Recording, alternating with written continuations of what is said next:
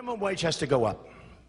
People are at least $10, but it has to go up. El salario mínimo tiene que subir, al menos a $10, pero tiene que subir, dijo Donald Trump cuando aspiraba a ser presidente para alegría de la clase trabajadora. Pero para el júbilo de las grandes corporaciones, después señaló que odiaba decirlo, pero cree que el salario mínimo federal debe quedarse como ha estado en los últimos 8 años.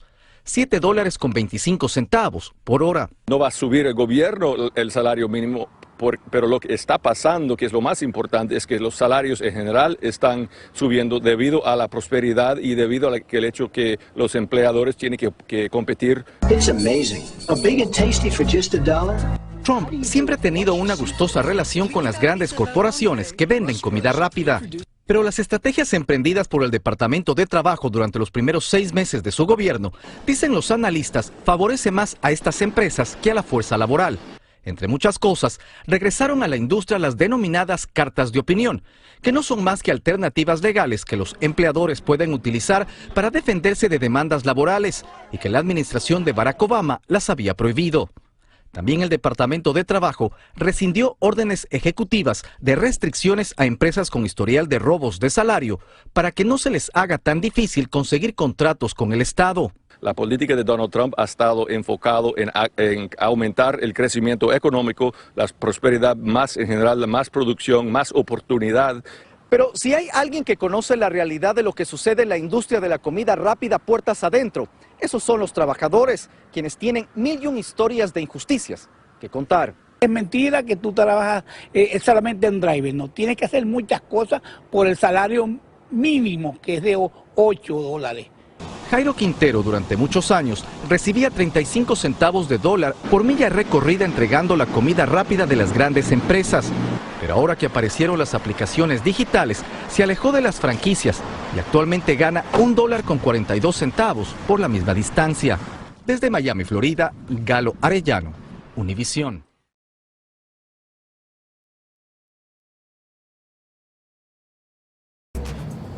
Bueno, y el presidente de Estados Unidos, Donald Trump, ha criticado a los mexicanos, nos acusa de quedarnos con empleos estadounidenses. Ahora trata de conseguir que los trabajadores al sur de la frontera obtengan un aumento salarial.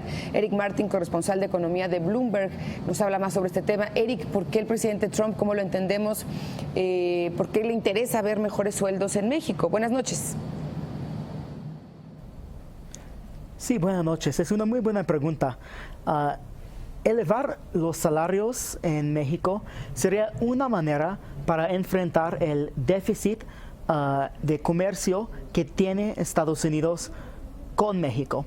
Porque aumentando al nivel salarial se haría que los productos que producen las fábricas aquí en México serían por automático más caros que están actualmente. Entonces, este sería una medida para el presidente Trump para impulsar la recuperación de producción en el mercado del norte en Estados Unidos en lugar de México. Eric, ¿y qué tan importante será esta cuestión, la cuestión salarial en México, para esta renegociación del Tratado de Libre Comercio? Puede ser un punto clave porque es algo de que los negociadores mexicanos esperan que no entra como propuesta formal porque dicen que están a favor de aceptar las reglas para el capítulo de trabajo que estaban en el acuerdo transpacífico, aunque no están en favor de que un otro gobierno, cualquier otro país, legisla el nivel salarial o incluso el salario mínimo en México. Entonces, lo que requiere el capítulo de trabajo del acuerdo transpacífico es que México implementa y monitorea a sus propios reglas y propias leyes para el trabajo. Entonces, esto es algo que yo platiqué hace un par de semanas con el secretario de Economía, Ildefonso Guajardo, y dijo que sí, seguramente estamos a favor de implementar y de hacer cumplidas nuestras leyes laborales domésticas. ¿Y qué piensas? ¿Qué podemos esperar del gobierno mexicano en cuanto a este punto? Sí, Yo he hablado con varios personajes, incluso Moisés Kalach, quien es el encargado del cuarto junto, y también exfuncionarios como Francisco de Rosenzweig, ex subsecretario de Economía, y me han dicho que sería inaceptable una propuesta así. Entonces, si es algo que propone y impulsa a Estados Unidos, sería un tipo de razón para terminar las negociaciones tal vez. O es algo en que no se pueden acordar. Básicamente en el fundamento de que México es un país en desarrollo y no hace sentido de que los trabajadores en un país en desarrollo tienen el mismo salario que los trabajadores o que su competencia en un país avanzado. Entonces, muchos analistas dicen que es economía 101, es lo más básico de teoría económica, que no puedes tener un país en desarrollo con los mismos salarios que un país como Estados Unidos o Canadá. Muchas gracias, Eric Martín, corresponsal de Economía de Bloomberg. Hasta luego. Muchas gracias. Bueno, y vamos con la información relacionada con Venezuela. El alcalde de Nueva York, Bill de Blasio, anunció un plan para aumentar los impuestos al 1% de los residentes más ricos y financiar así reformas del sistema de metro y autobús. El proyecto llama por aumentar la tasa de impuesto que pagan los individuos que tienen ingresos de más de $500,000 anuales y $1 millón para los matrimonios. Actualmente esta tasa es del 3.9% y con la propuesta del alcalde pues aumentaría a 4.4% de los ingresos. Lo que se recaude servirá también para financiar los boletos del metro y autobuses que se venden a mitad de precio a la población de escasos recursos. Right now, I think this is the solution that can start to have a real impact and also is one that a lot of New Yorkers could get behind. I think it is absolutely fair to ask that 32,000 to pay more. I don't consider them to be in the same boat as the other 8 million plus people who are struggling in so many cases to make ends meet. I think that group can afford to pay more. Ahora, cambiando de tema, la ciudad de Chicago presentó hoy una demanda federal en contra del Departamento de Justicia por las políticas de inmigración del presidente Donald Trump, con los que busca recortar el financiamiento a las conocidas ciudades santuario. Bueno, y fue el alcalde de la ciudad quien dijo que Chicago no será chantajeada para cambiar sus valores. Dijo además, somos y seguiremos siendo una ciudad acogedora. Viviana Ávila en Chicago te trae más información. Así es, Carolina, Javier. Chicago se convierte en la primera ciudad de los Estados Unidos en demandar al Departamento de Justicia en cabeza del fiscal general Jeff Sessions, luego de que se anunciaran nuevas regulaciones que condicionan fondos federales a ciudades santuario como Chicago. Una de las nuevas regulaciones tiene que ver con el acceso ilimitado de agentes de inmigración a centros de detención de estas ciudades, y donde los agentes podrían preguntar por el estatus migratorio de las personas.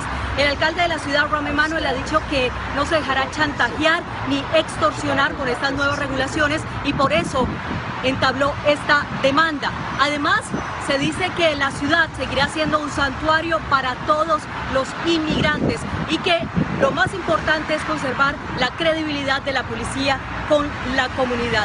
Hoy mismo se radicó esta demanda en el Distrito Norte de Illinois, donde se espera que las autoridades de Chicago puedan tener una respuesta antes del 5 de septiembre. ¿Y por qué esa fecha? Porque en esa fecha la ciudad podría solicitar fondos específicos para la modernización del Departamento de Policía de Chicago, unos fondos que pueden ascender a $3.1 millón, fondos que deberán ser desembolsados por el gobierno federal y que de no obtenerse una respuesta positiva del juez federal de Illinois, pues podría comprometer seriamente el combate de crimen aquí en la ciudad de Chicago. Nosotros, por supuesto, le daremos seguimiento porque el alcalde ha dicho también que espera que otras ciudades como Nueva York, San Francisco se unan a esta demanda federal. Información desde Chicago, regreso con ustedes.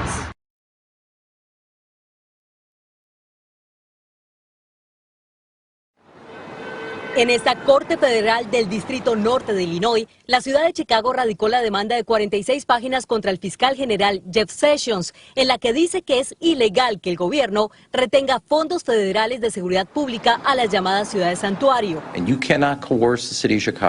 Mientras el alcalde Rahm Emanuel dijo que la ciudad no se dejará chantajear, el equipo legal al frente de la demanda argumentó que ninguna ley federal ni la Constitución del país permiten al fiscal general forzar a que Chicago abandone su política de protección a los inmigrantes. We filed this complaint.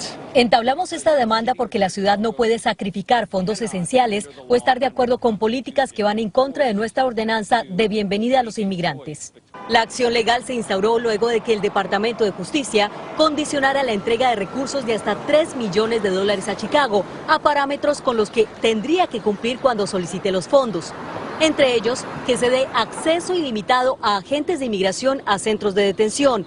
Consideramos que debe de haber plena confianza entre las policías locales y la ciudadanía para poder generar más y mejor seguridad en nuestra comunidad. Los $3 millones son críticos para Chicago, ya que se usarían para equipar a la policía con vehículos, pistolas tasers y tecnología para combatir el crimen en la ciudad. No sé qué otro argumento. Para este abogado, experto en inmigración, la demanda tendrá un difícil camino.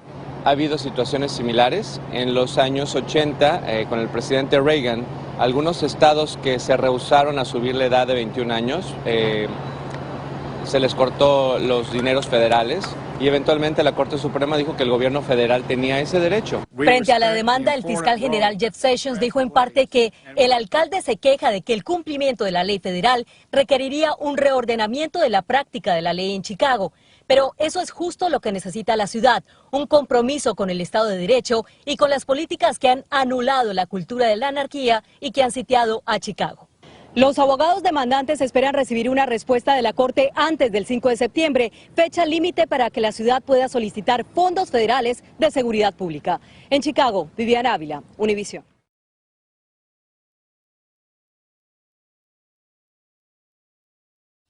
Presidente de Costa Rica, Luis Guillermo Solís, ha alertado que su gobierno enfrenta una insolvencia financiera para honrar servicios esenciales. Hablamos de esto ahora con el analista Pablo Cumes. Pablo, ¿cuán grave es la situación y cómo se ha llegado a ella? La situación es relativamente grave ya que se viene arrastrando desde hace unos 10 años. En el 2008-2009, el gobierno aumentó el gasto para contrarrestar los efectos de la crisis financiera internacional y debido en gran parte a automatismos institucionales, no los ha podido reducir hasta hoy. Hubo, sin embargo, en los últimos años también planes para una reforma impositiva, pero no llegaron a concretarse por bloqueos en la Asamblea Legislativa. Es decir, no solo es un problema financiero, sino también de cierto inmovilismo político en el país. Pablo, lo hemos visto, el presidente Solís llamó a la unidad y a la aprobación de un plan de ajuste fiscal. ¿Qué tipo de medidas contempla? Esencialmente es una reforma tributaria con dos componentes. El primero es pasar de un impuesto sobre las ventas a uno al valor agregado, extendiéndolo también a los servicios que hoy están exentos de tributación y aumentar la tasa del 13 al 15%. El segundo componente es pasar de un complicado esquema de tributación con diferentes tasas a uno más sencillo y con tasas unificadas. Además, sería deseable aumentar la base imponible y reducir el sector informal. Lo difícil será implementar la reforma debido a las divergencias políticas y la capacidad de bloqueo de grupos de interés, tanto empresariales como sindicales. Pablo, lo cierto es que la pobreza en Costa Rica ha disminuido en los últimos 2 años, en parte gracias al programa integral de asistencia lanzada por el gobierno. ¿De qué manera va a afectar esta situación presupuestaria a los ingresos más bajos? A corto plazo, el gasto social está relativamente blindado debido a mecanismos de rango incluso constitucional. En el largo plazo, la inversión social tiene dos aspectos poco compatibles entre sí. Por un lado, los indicadores sociales son buenos y sobresalen en el contexto centroamericano. Por otro, no han sido financiados de forma sostenible. El desafío que tiene hoy el país es mantener los altos niveles de protección social, pero financiándolos de forma realista y razonable. Gracias, Pablo Cumes, desde Bonn. Y bueno, ya que estamos hablando precisamente de Donald Trump, pues se prepara para reelegirse. No, ojalá no, así lo aseguró su asesora Kellyanne Conway, quien anunció que Trump quiere gobernar 2 mandatos. Además, denunció que miembros del Partido Republicano iniciaron ya una campaña en la sombra para las elecciones presidenciales del 2020. Y ahora vamos a agarrar las maletas y vamos. Imagen Noticias con Yuridia Sierra, lunes a viernes 2 p.m. Participa en Imagen Televisión. En información económica, el secretario de Economía, Ildefonso Guajardo, dijo que aunque no existe una fecha límite para terminar el proceso de renegociación del Tratado de Libre Comercio de América del Norte, espera que concluya a principios del año 2018. En reunión con integrantes de la Comisión de Relaciones Exteriores del Senado, Guajardo detalló que la negociación implicaría únicamente el acuse de recibo y así iniciar el proceso para su firma y eventual aprobación por parte del legislativo de los tres países, México, Estados Unidos y Canadá. Alineados para Estados Unidos y para México por las elecciones de ambos países, tanto parlamentarias como presidenciales, de que podamos terminar esta negociación a más tardar a principios del 18. Nadie garantiza que logremos ese objetivo tan ambicioso. Ellos fueron los primeros que desconocieron un acuerdo firmado por un presidente anterior y lo tiraron a la basura.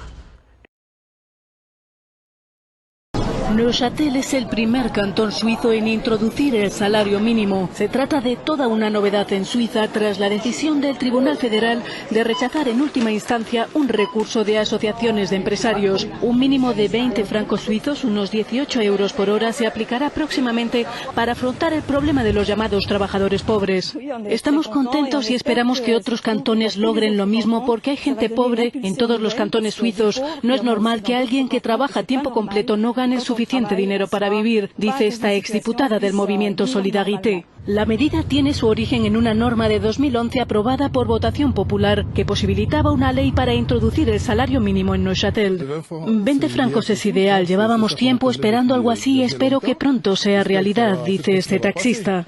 La ley fue aprobada en mayo de 2014, pero había sido bloqueada por diferentes organizaciones patronales. Si hay que pagar ese salario mínimo a cada conductor, tal como se ha decidido, habrá más conductores independientes que no van a verse amparados por ninguna de esas leyes.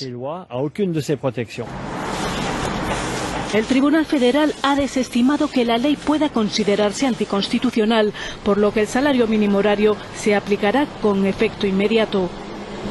Y mientras la comunidad internacional observa el desarrollo de los acontecimientos en Venezuela, hay opiniones sobre la estrategia adoptada por Washington hasta ahora para presionar al gobierno de Nicolás Maduro a desistirse de mantener la Asamblea Constituyente, que ya está en funciones, como escuchamos. Entre esas opiniones, la que este lunes publicó Mary Anastasia O'Grady en el diario The Wall Street Journal y en la que, entre otras cosas, subraya, y lo vamos a citar, dice: cualquier estrategia internacional liderada por Estados Unidos para liberar a Venezuela debe comenzar con el reconocimiento explícito de que Cuba es la que manda en Caracas y que el control de La Habana sobre el país petrolero es parte de su estrategia más amplia a nivel regional. Asegura en el mismo texto que el secretario de Estado Rex Tillerson está recibiendo mala asesoría de su departamento porque dice se trata de los mismos burócratas que asesoraron la política exterior sobre Latinoamérica de Barack Obama. Agrega que activar sanciones contra Nicolás Maduro, como ocurrió el 31 de julio pasado, no cambiará la conducta de Raúl Castro, a quien asegura solo le importa recibir su parte de petróleo de Venezuela y sus ganancias del narcotráfico. Y sentencia esta misma columna de opinión: para incidir en la realidad de Venezuela, Estados Unidos debe presionar a Cuba. ¿Es así? Saludo a Juan Carlos Hidalgo del Instituto Cato con una pregunta quizá delicada. ¿Coincides en que Rex Tillerson está mal asesorado porque aún están estos burócratas, como dice esta columna de opinión, de tiempos de Barack Obama? ¿Cómo estás? Buenas tardes, Gabriela. Yo coincido en que el diagnóstico de que quien manda en Venezuela es Cuba. Y que ciertamente la presión que actualmente se le está haciendo a Venezuela debe también dirigirse hacia Cuba, que Cuba por algún motivo en la última década fue expurgada, ¿verdad? Como que se le ha tratado de tratar como un país normal. Recordemos de que en el 2013 todos los jefes de Estado de América Latina fueron a Cuba a una cumbre, la CELAC, en donde firmaron una declaración, en donde incluso la declaración hablaba sobre la defensa de la democracia en Cuba, y que y se le ha tratado a Cuba en estos años como un país normal que debería reincorporarse al concierto de naciones latinoamericanas, cuando lo que es cierto, y lo bien señala esa columna, es de que Cuba es la que ha venido colonizando Venezuela y es la que ha venido siendo el cerebro detrás de este desmantelamiento de la democracia en Venezuela, y por lo tanto, efectivamente, cualquier estrategia que tenga que dirigirse hacia presionar a Venezuela debe incorporar también una presión hacia Cuba. Dejando lo regional y pasando a lo local en el caso venezolano, ¿qué inventario nos hace sobre esa influencia cubana en Venezuela hoy día como prueba? Es muy clara, es algo que se ha venido dando ya por más de una década, de la llegada, más bien, incluso casi 2 décadas de la llegada de Hugo Chávez al poder. Existen miles de asesores cubanos en Venezuela, que en diferentes entidades críticas para el control de la población en ese país, desde la empresa de telecomunicaciones, desde el SEBIN, desde el Ministerio de Interior y también las Fuerzas Armadas. Por ejemplo, esto que vimos este fin de semana, esta supuesta rebelión en Valencia, una de las razones por las cuales no podemos esperar un sublevamiento militar generalizado, por lo menos en el corto plazo, es precisamente porque los servicios de inteligencia cubanos, el G2, están ampliamente penetrados en las Fuerzas Armadas venezolanas y previenen cualquier tipo de insurrección de esta naturaleza, para la cual se requiere coordinación. Entonces, ese tipo de penetración del Cuba está muy bien documentado. Aquí hay una situación, por supuesto, de ambos países. Por un lado, lo que Venezuela ofrece a Cuba es algo que Cuba desea desesperadamente, que es apoyo económico. Y en este sentido, por más mal que esté la situación económica en Venezuela, todavía el subsidio petrolero que le brinda a la isla y el pago que le da a la isla por sus asesores y por sus doctores y maestros que ha mandado a Venezuela es un ingreso económico importante para el régimen castrista. Y por otra parte, Cuba no tiene mucho que ofrecer en materia de bienes y servicios, pero sí tiene algo muy importante para un régimen como el venezolano, que es el aparato de inteligencia y la seguridad, que eso es una parte crítica en el engranaje de esta dictadura venezolana que se está formalizando. Ok, ¿qué opciones entonces ves que son posibles o que le quedan entonces a Washington o en general a la comunidad internacional, considerando que si nos atenemos a lo que dice esta propuesta de la columna de opinión de O'Grady, bueno, pues hay que tener precisión quirúrgica en la estrategia para tratar de producir o de contribuir a un cambio o mantener la democracia, como dice el Departamento de Estado en todos sus comunicados al referirse a las sanciones que ha determinado en contra de funcionarios, incluyendo el presidente Maduro hasta ahora? Primero tenemos que caer en cuenta de una realidad muy dolorosa, pero realidad al fin. Por sí solo la comunidad internacional no puede hacer nada para impactar de manera definitiva los acontecimientos en Venezuela. Es decir, el futuro de la democracia en Venezuela depende de los venezolanos.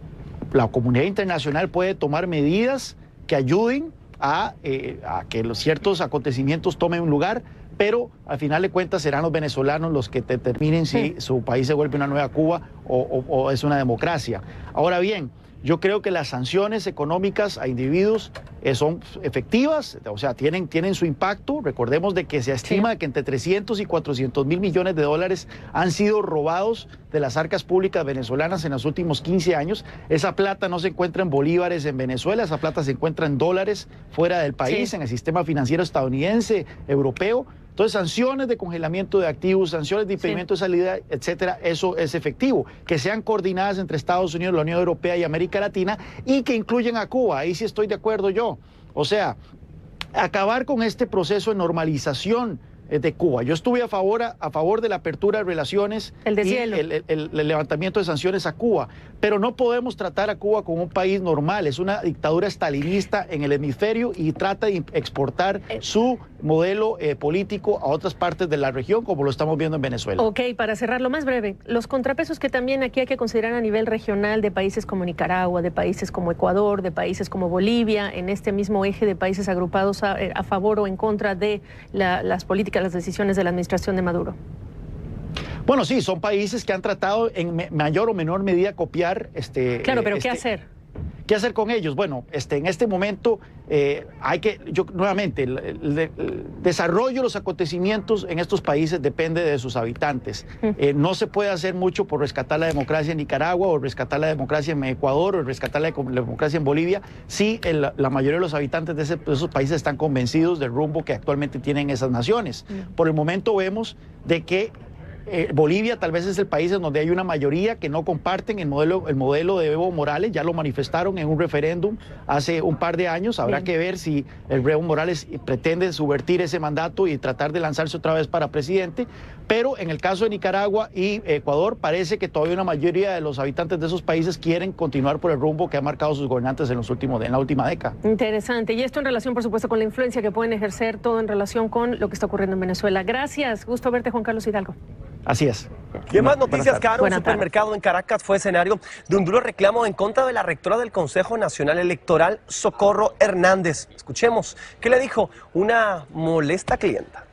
Nos han hecho la vida una desgracia. No tiene con qué darle la cara a los ecuatorianos. Han asesinado. ¡Ladrona! ¡Cómplices! ¡Sí! Vamos a asediarla.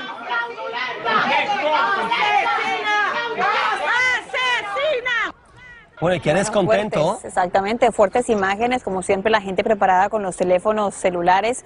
Y todo esto ocurre en marco de tantas manifestaciones que ocurren en Venezuela, tanta gente que ha sido arrestada, Leopoldo López vuelve a su casa. Bueno, y sirve además, Caro, todo esto para darse cuenta de la tensa situación que pasa en Venezuela, ya todos la conocemos, y hay algo también que llama la atención. Ayer miraba el programa Los Domingos con Maduro, este programa de televisión de 3 horas que parte en la televisión pública de ese país, y me llama profundamente la atención como la otra parte que hay, es decir, como que no existiera el Venezuela que todos vemos por la televisión. El presidente Maduro baila, conversa con estudiantes. Es un programa tan bien producido, este Domingos con Maduro, que se le acercan niños, le agradecen. No, y parece como que todo estuviera bajo control, sin embargo en este momento creo que no se acerca a esa realidad.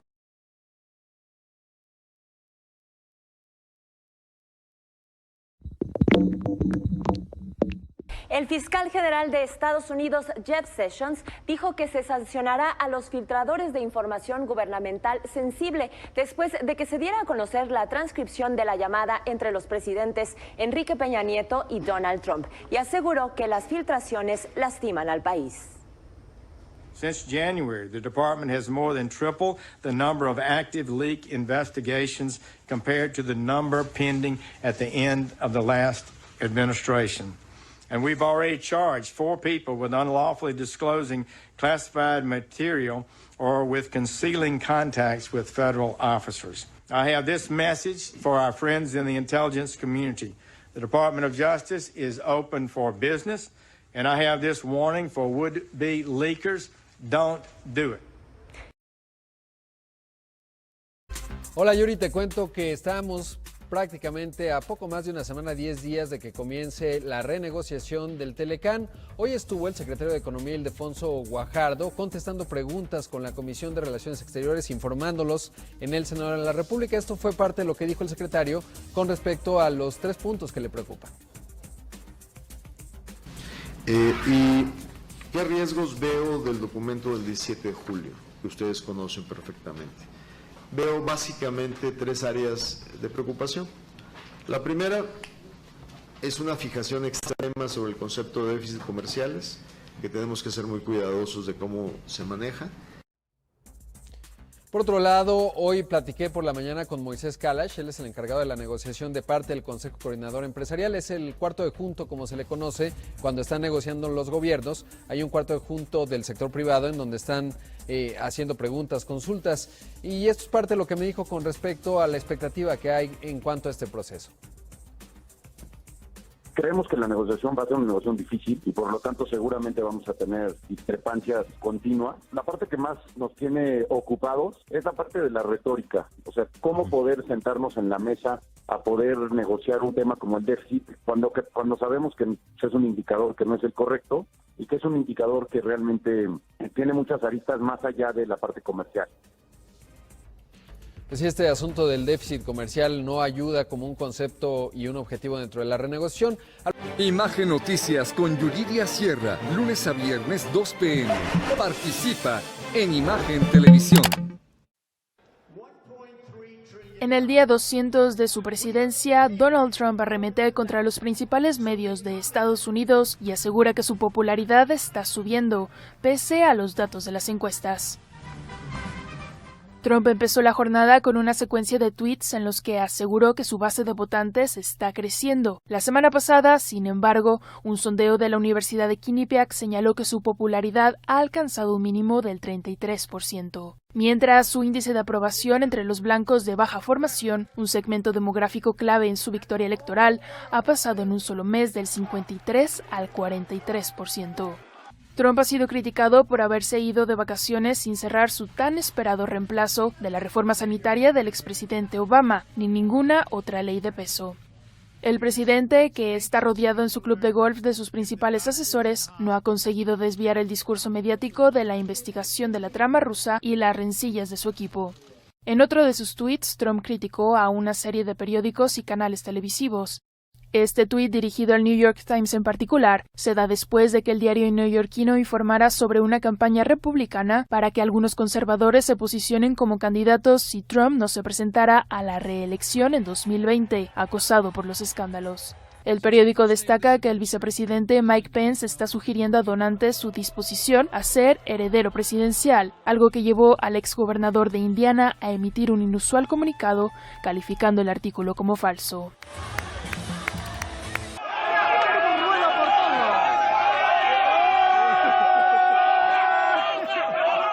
Celebran su entrada en la ciudad autónoma de Ceuta. Son unos 200 inmigrantes subsaharianos que han cruzado el paso fronterizo del Tarajal a la carrera, sin que los agentes de los cuerpos y fuerzas de seguridad del Estado lo hayan podido evitar. Poco después de las 6 de la mañana se ha producido la avalancha que ha sorprendido tanto a las autoridades marroquíes como a las españolas, desplegadas por el perímetro vallado, que no esperaban que el asalto se llevara a cabo por el propio paso fronterizo. Hasta la semana pasada no se había producido ningún asalto. Entonces las autoridades españolas y marroquíes lograron contener a un grupo muy numeroso de al menos 300 inmigrantes, de los que entraron 73. En esta ocasión, el asalto ha sido por el propio paso fronterizo.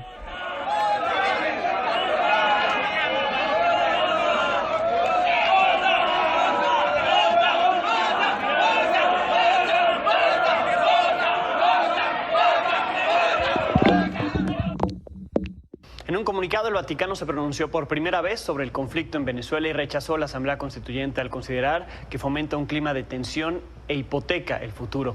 El Vaticano pidió que se eviten o se suspendan las iniciativas en curso como la nueva constituyente en Venezuela, además de que las fuerzas de seguridad eviten el uso excesivo y desproporcionado de la fuerza. Además, llamó a todos los actores políticos y en particular al gobierno que se asegure el pleno respeto de los derechos humanos y de las libertades fundamentales y que se respete la Constitución vigente.